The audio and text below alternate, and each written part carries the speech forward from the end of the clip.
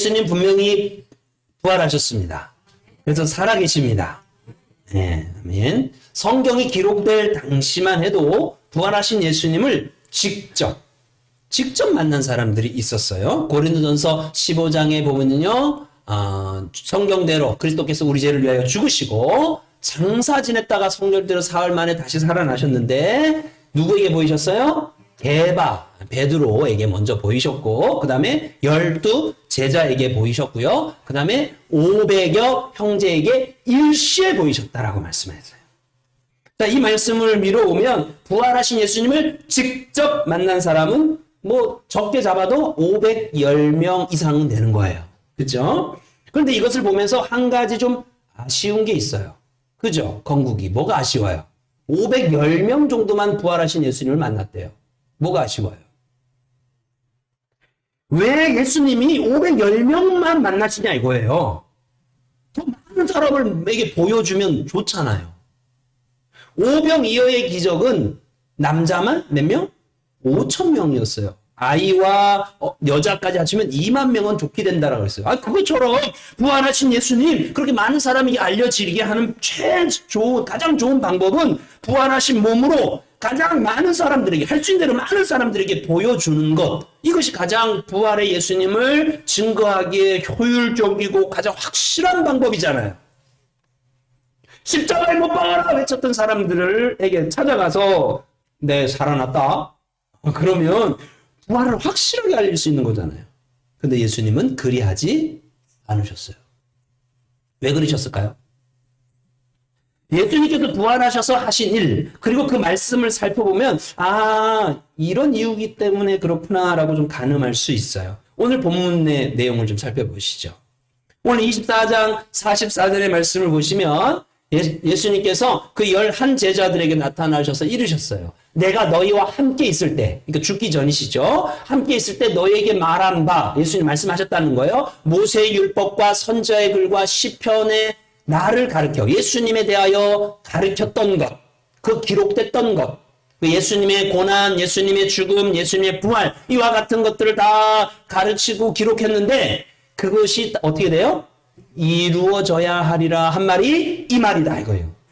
내가 지금 부활했다라는 것은 그 전에 내가 모세의 글과 율법의 선지자의 글로 내가 너희들한테 얘기했지 않니? 내가 죽고 고난당하고 죽고 살아날 것을 얘기했지 않니? 그것이 이루어져야 한다라는 것이 지금 이렇게 된 거야 라고 얘기하는 거죠. 그러니까 모세의 글, 선지자의 글, 그 예언대로 지금 되었다 이거예요. 성경대로 됐다 이거예요.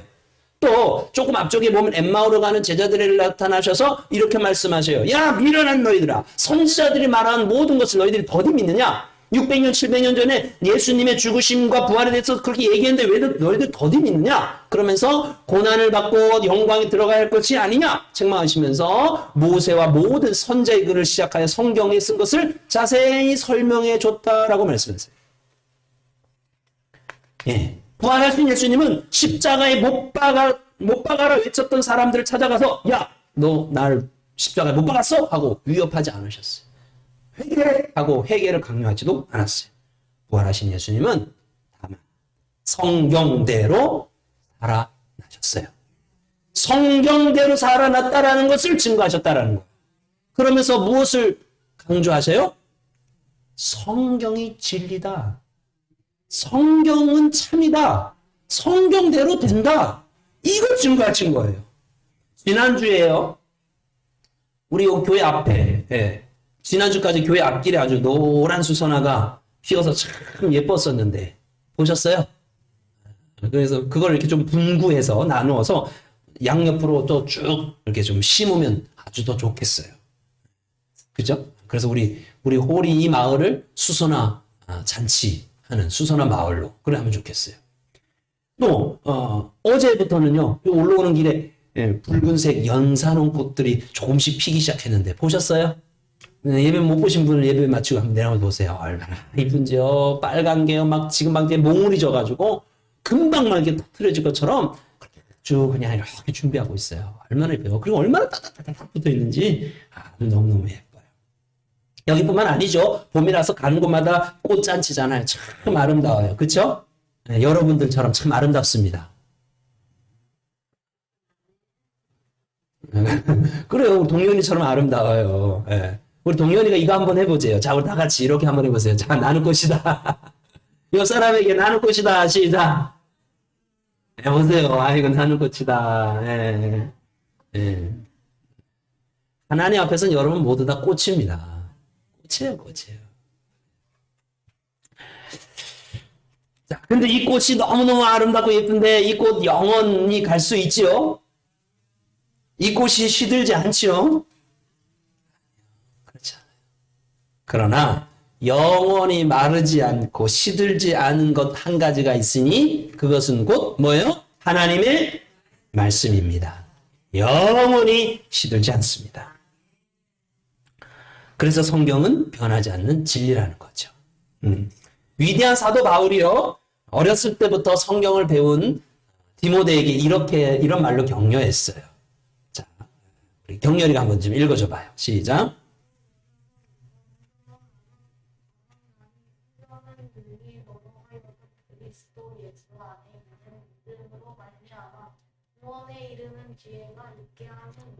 아멘. 야, 디모데야, 너 어렸을 때 성경 알았지? 참 잘했다. 너무 좋다. 그러면서 이 성경은 구원에 이르는 지혜가 있다. 이렇게 하십니다.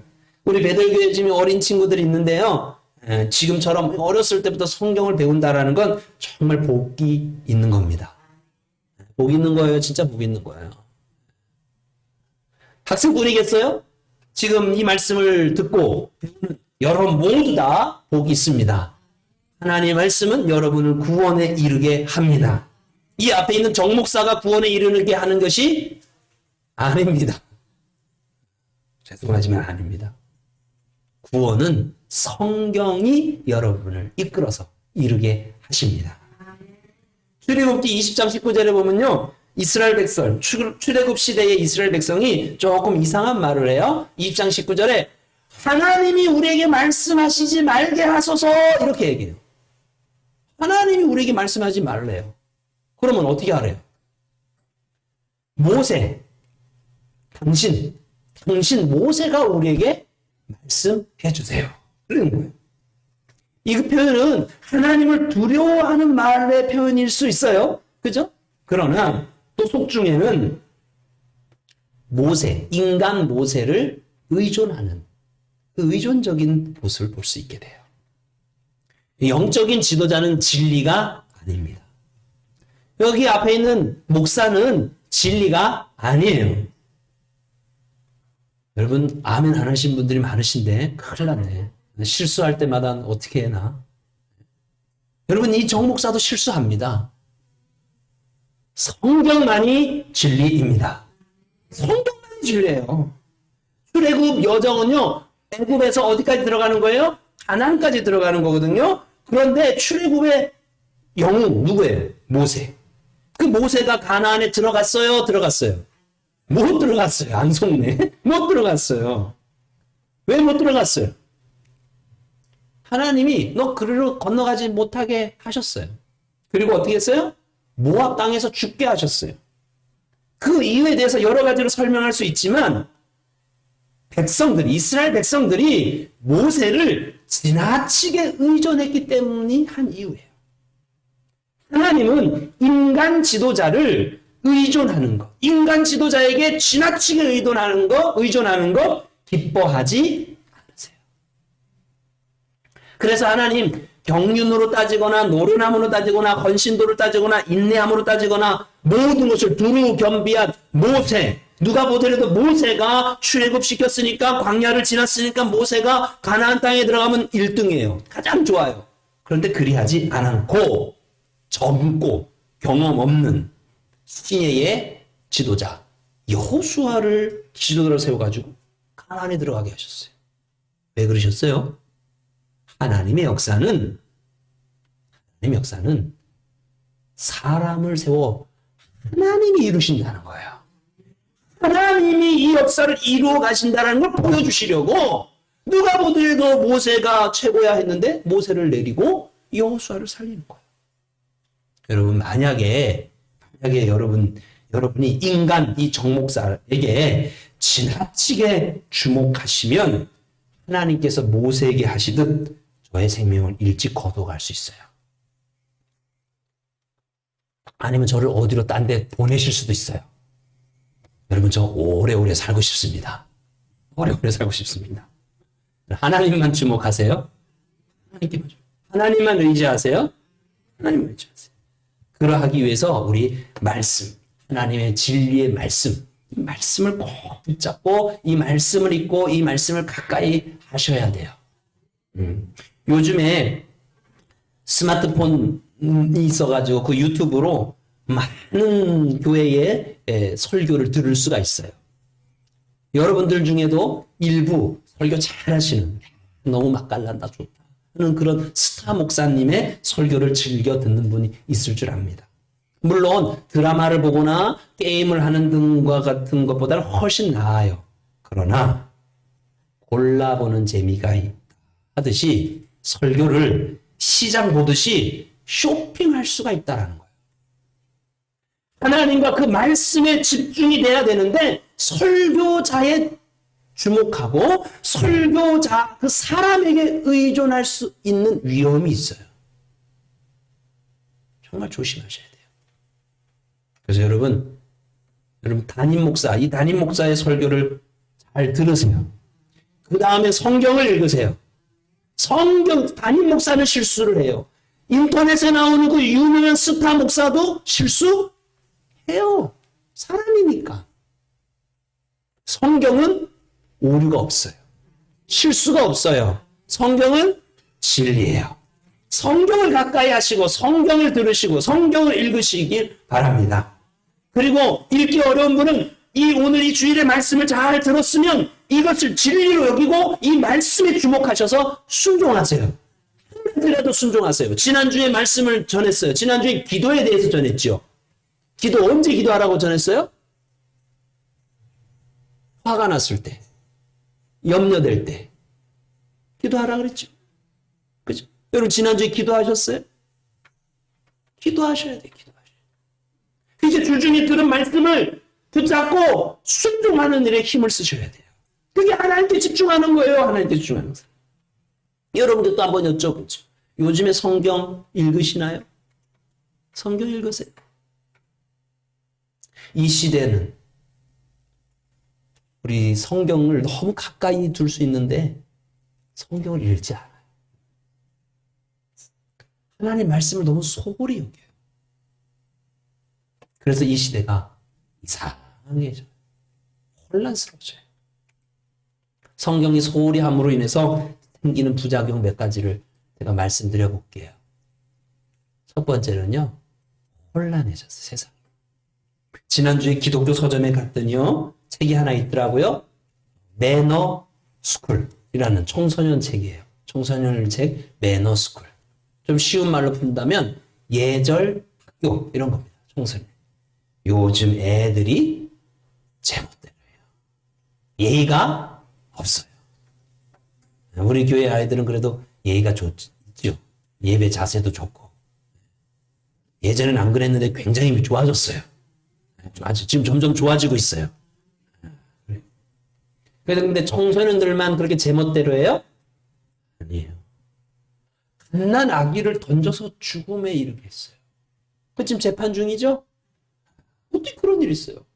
묻지마 폭행도 얼마나 많은지 몰라요. 또 자기 주머니에만 권력이 있으면 자기 주머니에만 채우려고 하는 이런 정말 정의도 모르는 사람들이 너무 많아요.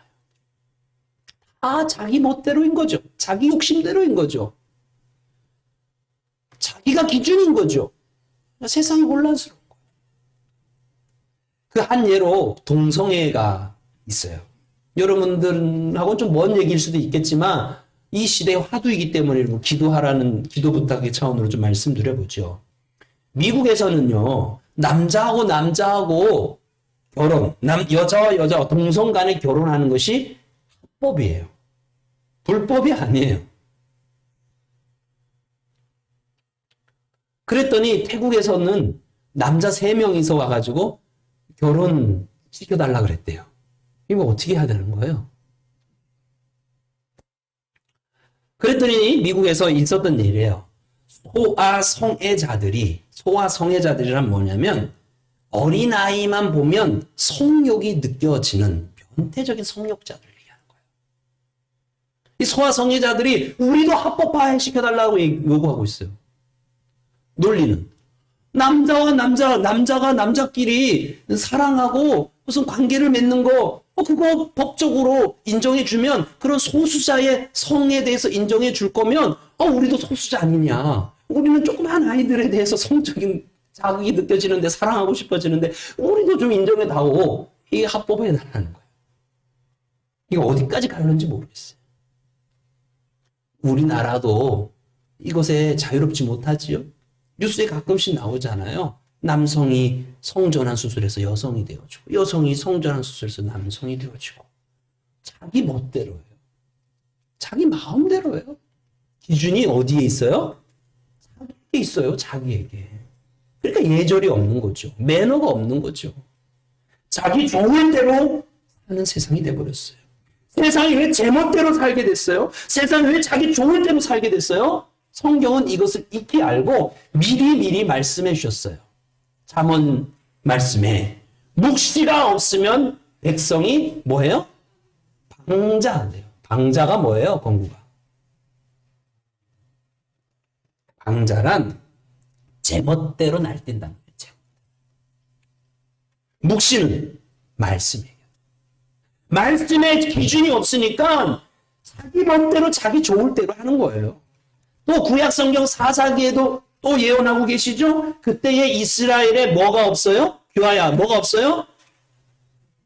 왕이 없대요. 그랬더니 어땠대요? 자기 소견에 오른 대로 했대요. 여기서 왕은 대통령을 얘기하는 게 아니에요. 절대자를 얘기하는 거예요. 절대자가 없으니 자기 좋은 대로 살았다 이거예요. 절대자 하나님이 없으니, 절대자 말씀이 없으니, 절대자의 진리의 성경이 없으니 자기 소견에 좋은 대로 살았다 이거예요. 여러분, 사람의 마음에 절대자 하나님에 대한 인식이 사라졌어요.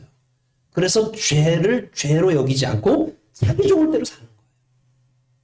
절대 진리인 성경을 기준으로 삼는 것을 잃어버렸어요. 제멋대로 사는 거예요. 시편 119편 105절을 같이 한번 읽어보십시다. 주의 말씀은 내 발에 등이요 내 길에 빛이다. 예, 하나님의 말씀을 등불 삼고 하나님의 말씀을 빛으로 삼고 그것을 쫓아가는 자, 하나님의 말씀을 진리로 여기고 그것을 기준 잡는 자, 그 자에게, 그 가정에 제멋대로인 세상 속에서 그 가정이 지켜지는 거예요. 여러분의 가정은 안녕들 하신가요? 여러분의 자손들은 안녕들 하신가요? 제멋대로인 세상에 물들지 않도록 여러분 말씀, 진리의 말씀으로 담을 치셔야 돼요. 진리의 말씀으로 기준을 딱 세우셔야 돼요. 진리의 말씀이 여러분의 인생과 여러분의 가정에 굳건히 자리매김할 수 있기를 바랍니다. 진리의 말씀을 소홀히 할 때 또 생기는 두 번째 일은 여러 가지 일이 있겠지만 오늘 두 가지 말씀드려보죠. 두 번째 일은 능력 없는 내가 돼요. 능력을 없이 살아요. 베드로전서 5장 8절에 이런 말씀이 있는데 여러분 성도로서 여러분 어떠세요? 성도로서 살아가는 것이 쉬워요? 어려워요? 힘들죠. 만만치 않죠. 우리 학생들도 이 아침에 일찍 늦잠 자고 싶은데 성도로서 예배 드리러 오고 봉사하러 오고 이게 참 쉽지 않아요. 여러분도 마찬가지시죠. 저는 목회하는 게 저도 힘들어요. 저도 힘들어요. 왜 그렇대요? 마귀라는 놈이 우리를 삼키려고 끊임없이 호시탐탐 노리고 우리를 끊임없이 공격한다. 그래서 성도로 살기 어려운 거예요. 목사인 저도 목사로서 더 어려운 거예요. 사단이 저를 얼마나 고소하는지 모르겠어요. 여러분 저의 이 괴로움을 알면 제 안에 여러 가지 그 고뇌를 알면 여러분 저에게 말 한마디 한마디 조심히 하실 거예요. 사단이 정말 저를 공격 많이 해요. 야, 네가 무슨 설교자냐? 나는 네가 과거에 한 짓을 알고 있다. 야, 네 속에 어떤 생각을 하고 있는지 다 알아. 아유, 그 더러운 생각, 그 은큼한 생각, 그 충한 생각. 그러고도 네가 목사야? 난 다 알아, 다 알아. 사단이 이렇게 저한테 끊임없이 막 공격해요. 거짓말이에요, 참말이에요? 사단은 거짓말장인데 저한테 고소할 때 보면 맞아요. 진실이에요, 그게. 제가 들키지 않았을 뿐이지, 여러분에게 보여지지 않았을 뿐이지, 사람들이 모를 뿐이지, 저는 죄인이고, 저는 실수가 있고, 저의 생각 안에, 제 마음 가운데, 정말 들키면 너무나 부끄러운 것들이 많아요. 그래서 저는 설교할 수 없어요. 그래서 저는 당장이라도 목사 그만뒀으면 좋겠어요. 그런데 오늘 설교하러 왔습니다. 이번 주도 목회하렵니다. 이것이 어떻게 가능하죠? 성경을 붙잡고 일어섰기 때문입니다. 로마서 8장 1절에 하나님이 저한테 이렇게 말씀하시죠. 여러분에도 마찬가지일 거예요. 결코 정죄함이 없다. 결코 정죄함이 없다라는 건 죄가 있다라는 거예요, 없다라는 거예요. 죄가 없다는 뜻이죠. 나는 죄가 있어요. 있는데 없다라고 하시는 거예요. 왜? 내가 죄는 전혀 안 지었다는 것이 아니라 죄가 없는 것으로 여겨주신다는 거예요. 왜요? 예수 그리스도 안에 있는 십자가 그 생명의 법으로 대속의 은혜로 그 보혈로 나를 대속해 주셨으니 죄와 사망의 법이 나를 얽어매지 아니하고 이제 자유롭게 되었다라고 말씀하시는 거예요. 저는 그 은혜 때문에 이 자리에 서서 오늘도 설교할 수 있습니다.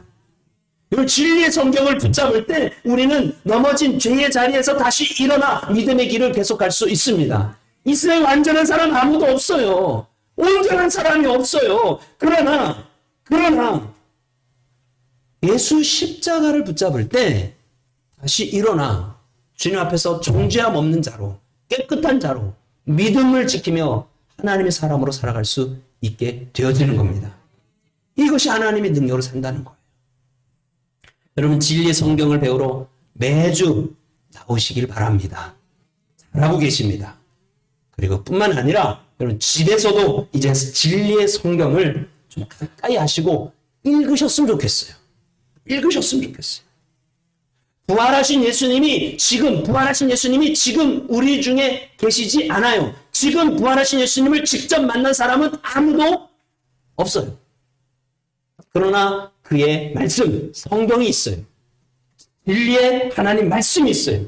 그 말씀을 읽을 때 우리를 깨닫게 해주시고 그 말씀대로 우리를 인도해 주시는 예수님이요, 성령님이 우리 곁에 계세요. 그러니 제멋대로 살기를 원하는 이 세상 속에서 여러분의 가정을 지키기 위하여 성경을 읽으시기 바랍니다. 성경을 읽는 모습을 자녀들에게 보여주시기 바랍니다. 이 어미가 이 아비가 진리의 말씀을 붙잡고 산다는 걸 보여주셔야 자손들도 제멋대로 이 세상에 쓸려가지 않는 거예요. 여러분, 끊임없는 사단의 공격으로부터 여러분 자신을 무엇으로 지켜낼 겁니까? 진리의 말씀으로 지키시기 바랍니다. 진리의 말씀으로 일어서기 바랍니다. 이번 한 주간 그래서 마태복음을 읽으려고 하는 거예요. 서산 베들교회 교회 방송 유튜브에 마태복음 영상을 제가 올려놓을 거예요. 보실 수 있는 분은 저것으로 보고 들으세요. 마태복음을 왜 굳이 읽느냐면 이 마태복음 안에는 이 표현이 있어요. 이 표현이 참 많아요. 선지자로 하신 말씀을 이루려 한다라는 표현이 많아요. 또 선지자로 이렇게 기록됐다라고 하는 표현이 많아요. 그러니까 예수님이 이 땅에 오셔서 십자가의 대속의 은혜를 이루신 것은 어느 날 갑자기 얘네들 한번 구원해볼까? 그래서 십자가에 가서 대속해서 이렇게 죽는 게 좋겠다. 즉흥적으로 결정한 일이 아니라고 말씀하고 있는 거예요. 창세 때부터 하나님께서 구원을 계획하셨어요. 그리고 선지자를 통하여 600년, 700년 전에 끊임없이 구세주 메시아를 보내시겠다라고 고난받으시고 십자가에 죽으시고 부활할 것에 대해서 말씀하셨다 이거예요. 그것을 읽다 보면 매일 4장씩 일주일 읽다 보면 우리 안에 분명히 믿음이 생길 겁니다. 어떤 믿음?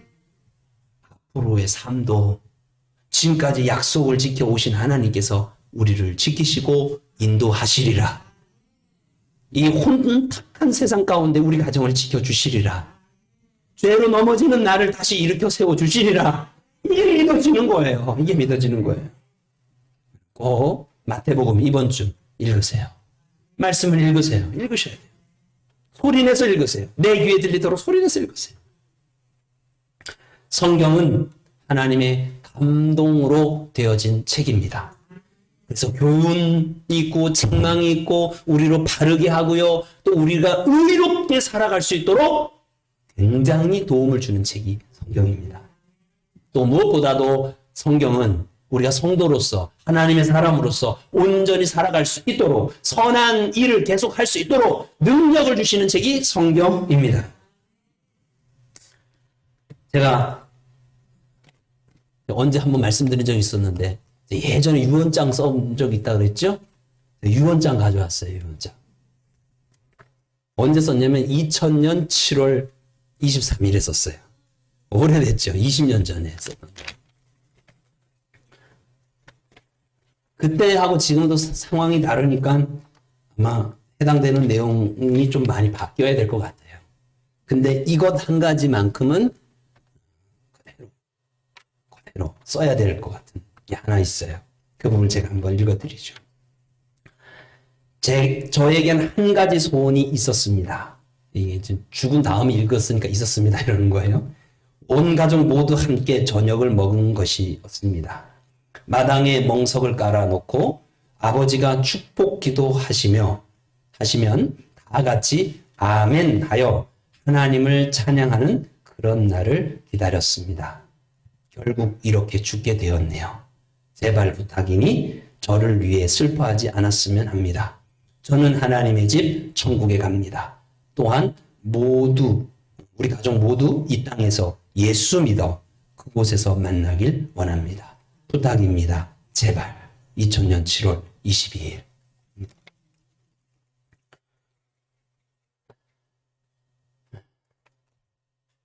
제가 예수를 믿고 성경을 배우면서 정말 성경이 진리구나. 정말 성경이 옳구나. 이것을 믿지 않는 가족들에게 다 좀 전해서 그들 모두 다 헛된 우상을 버리고 헛된 신을 다 버리고 하나님만 진리 삼고 그 말씀만 진리 삼고 그것으로 좀 예수 잘 믿었으면 좋겠다라는 마음의 간절함은 있는데 이 막내 아들이라 뭐라고 얘기하기 참 어렵더라고요. 그래서 혹 내가 죽게 되면 이거라도 보시고 좀 그랬으면 좋겠다라는 마음으로 그때 당시 죽을 것 같아서 미리 써놨는데 하나님 말씀 꼭 붙잡고 있으니까 아직 안 죽었습니다. 그러나 이 소원은 여전히 같습니다. 여러분들도 그렇지 않습니까? 사랑하는 가족들에게 성경을 가까이 하고 성경을 진리로 살아내는 모습을 자손들에게 보여주세요. 그러면 그 자손들이 그렇게 사는 거예요. 혼란한 세상 가운데서 기준 잡고 사는 거예요. 넘어졌다가도 다시 일어날 힘을 얻어서 믿음으로 살아내는 거예요. 여러분, 하나님의 말씀이 진리입니다. 진리의 말씀을 듣고 배우고 읽고 함으로 복된 가정 승리하는 인생 되길 축복합니다.